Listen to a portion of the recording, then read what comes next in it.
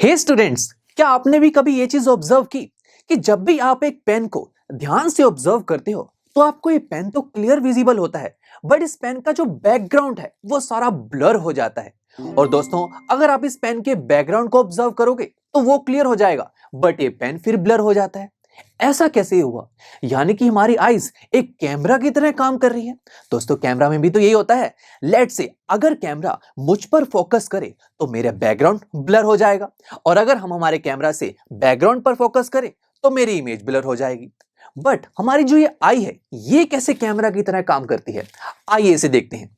Let's say मैं अपनी एक आई से एक ऑब्जेक्ट को, लेट्स से एक पेन को ही देख रहा हूं, और अभी के लिए मान लेते हैं कि ये पेन इस आई से बहुत दूर है। अब दूर है तो हम मान लेंगे ना कि इस पेन से जो लाइट रेज आ रही हैं वो पैरेलल हैं। अब क्या होगा? आप ही जानते हैं, हमने प्रीवियस लेक्चर में आई के पूरे स्ट्रक्चर के बारे में स्टडी किया है। ये लाइट रेज आई में एंटर होंगी और इस कन्वेक्स लेंस से वो कन्वर्ज होकर रेटिना पर मीट करके एक इमेज की फॉर्मेशन कर देंगी। Very simple. तो चलिए अब ऐसा करते हैं, इस पेन को थोड़ा पास लेके आते हैं। अब क्या होगा? अब दोस्तों, जो ऑब्जेक्ट पास होता है उससे तो हम पैरेलल लाइट रेज कंसीडर नहीं कर सकते, उससे तो हर एक डायरेक्शन में लाइट रेज निकलती हैं, तो हम कोई दो लाइट रेज कंसीडर कर लेते हैं। अब क्या होगा?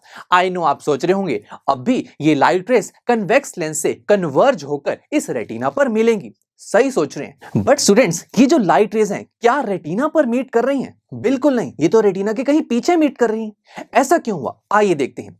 जो लाइट रेज इस कन्वेक्स लेंस पर स्ट्राइक हुई, अगर मैं इन्हें एक्सटेंड करवा के देखूं तो देखिए ये लाइट रेज एक दूसरे से दूर जा रही हैं, यानी कि हमें इन लाइट रेज को ज्यादा कन्वर्ज करवाना पड़ेगा, तभी जाके ये रेटिना पर मीट होंगी और हमें इस पेन की इमेज दिखाई देगी। अब ज्यादा कन्वर्ज करने के लिए मुझे इस लेंस की पावर को बढ़ाना होगा ना दोस्तों, और ये काम करती हैं सिलरी मसल्स, जिन्होंने हमारे लेंस को पकड़ा हुआ है। दोस्तों, ये सिलरी मसल्स एक्सपेंड होना शुरू हो जाती हैं जब हम ऑब्जेक्ट को थोड़ा पास लेके आते हैं। इसकी वजह से ये जो लेंस है ये कंप्रेस होना शुरू हो जाता है और थिक हो जाता है। और दोस्तों, जो लेंस थिक होता है उसकी पावर बढ़ जाती है। अब पावर बढ़ने का मतलब यह है कि वो अब इन सभी लाइट रेज को ज्यादा कन्वर्ज कर पाएगा, और ऐसा करते ही ये लाइट रेज अब रेटिना पर मीट करेंगी और हमें अब इस पेन की इमेज दिखाई दे जाएगी।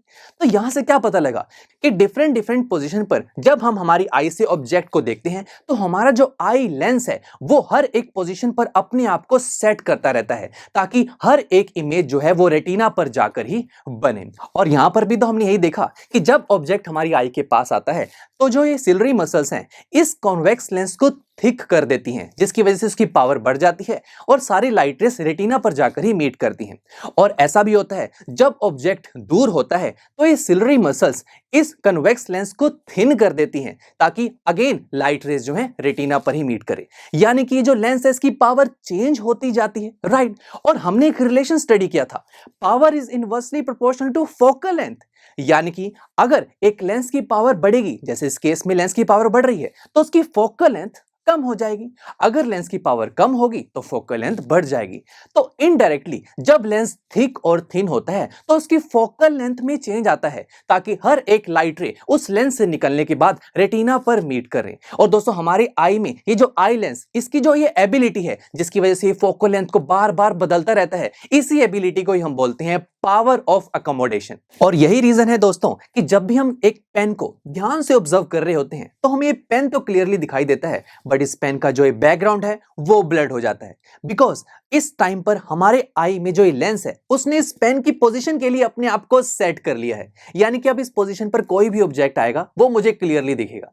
बट दोस्तों, जैसे ही मैं इस पेन को हटाता हूं तो मुझे बैकग्राउंड क्लियरली दिखने लग गया, बिकॉज इंस्टेंटली हमारे आई की लेंस ने अपने आप को दोबारा से एडजस्ट किया, ताकि अब मैं दूर के ऑब्जेक्ट्स को भी देख पाऊं। तो देखा आपने, आप अपनी डेली लाइफ में कितने सारे ऑब्जेक्ट्स को ऑब्जर्व करते हैं। कोई ऑब्जेक्ट आपकी आई से क्लोज होता है, कोई दूर होता है, यानी कि हर एक सेकंड आपकी आई का लेंस अपने आप को एडजस्ट करता रहता है, ताकि आपको हर एक इमेज क्लियर दिखाई दे। तो देखा कितना इंटरेस्टिंग सेंस ऑर्गन है ये। अब दोस्तों, आपने एक और बात कभी नोटिस की, जब भी आप एक ऑब्जेक्ट, लेट्स से एक पेन को ही, अभी तो आप देखिए दूर से देख रहे हैं तो आपको क्लियरली दिख रहा है, बट अगर मैं इसको थोड़ा और पास लेके आऊं तो ये ब्लर हो जाता है और मुझे अपनी आईज में थोड़ा सा स्ट्रेन भी फील हो रहा है। ऐसा क्यों हुआ? आइए मैं आपको बताता हूं। लेट्स से हम इस आई से एक ऐसे ऑब्जेक्ट को देख रहे हैं जो हमारी आई के बहुत पास है। क्या होगा? देखिए अगेन हम दो लाइट रेस को कंसीडर करते हैं। तो दोस्तों आई नो अब आप यही कहेंगे कि लाइट रेस इस कन्वेक्स लेंस पर स्ट्राइक करेंगे और एक कन्वेक्स लेंस इसे कन्वर्ज करने की कोशिश करेगा। तो देखिए क्या ये लाइट रेस कन्वर्ज हो पाई?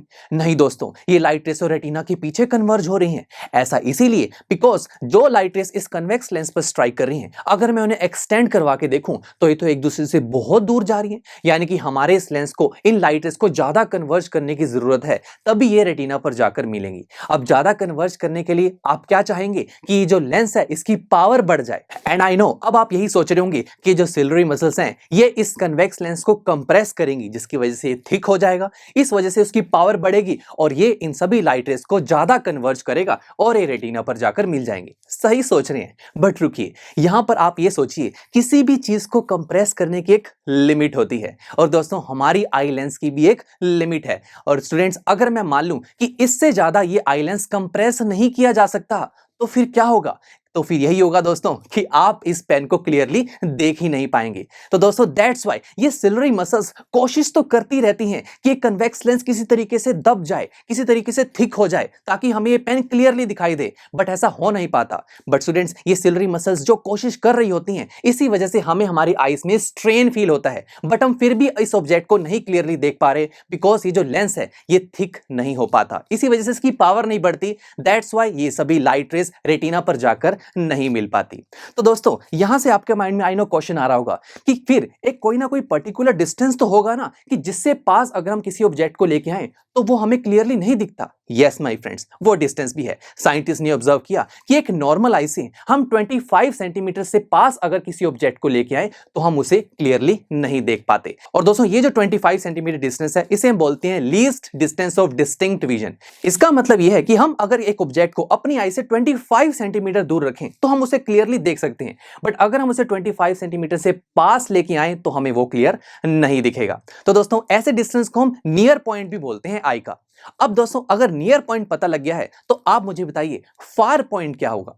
हम अपनी आई से दूर तक कितना देख सकते हैं? अरे आप खुद सोचिए, आप तो रात को अपनी आई से स्टार्स को भी देख पाते हैं, ये स्टार्स तो बहुत ज्यादा दूर है। इसका मतलब ये हुआ कि आपकी आई का फार पॉइंट इंफिनिटी है, यानी कि आप अपनी आई से इंफिनिटी तक देख सकते हैं। तो यानी कि फार पॉइंट हुआ इंफिनिटी और नियर पॉइंट हुआ 25 सेंटीमीटर। अब दोस्तों आप ये तो सोच रहे होंगे ना कि हमारी पूरी लाइफ टाइम में ये जो हमारा आई लेंस है वो हर दिन हर सेकंड अपने आप को कंप्रेस और एक्सटेंड करता रहता होगा। बिल्कुल सही, बट दोस्तों एज के साथ साथ ये जो सिलरी मसल्स और ये लेंस हैं ये थोड़े रिजिड हो जाते हैं। दोस्तों आपने देखा होगा कि ओल्ड एज पर्संस थोड़ा टाइम लेते हैं किसी भी ऑब्जेक्ट को देखने के लिए, वो इसीलिए बिकॉज ये जो सिलरी मसल्स और ये लेंस थोड़े रिजिड हो जाते हैं, इन्हें एडजस्ट होने में थोड़ा टाइम लगता है। दैट्स व्हाई ये जो ओल्ड पर्संस होते हैं उन्हें किसी भी ऑब्जेक्ट को क्लियरली देखने में थोड़ा सा टाइम लगता है। तो देखा दोस्तों हमारी जो आई है एक डेलिकेट मशीन की तरह काम करती है। अब एक मशीन में कुछ ना कुछ प्रॉब्लम्स या कुछ ना कुछ डिफेक्ट्स तो आ ही जाते हैं, और ऐसे ही दोस्तों हमारी आईज में भी कई बार कुछ डिफेक्ट्स आ जाते हैं। बट ये डिफेक्ट्स क्या होते हैं इसे हम नेक्स्ट लेक्चर में देखेंगे। So see you there. I am sure students आपको ये लेक्चर बहुत ही पसंद आया होगा। तो अगर आप अपने हर कंसेप्ट को इतने ही मजेदार और इंटरेस्टिंग तरीके से क्लियर करना चाहते हैं तो डाउनलोड कीजिए हमारी PuStack ऐप, जहां पर आपके लिए और भी बहुत सारे ऑप्शंस अवेलेबल हैं, जैसे कि sample papers, back exercise solutions, written answers and much more. So what are you waiting for? Download the app now.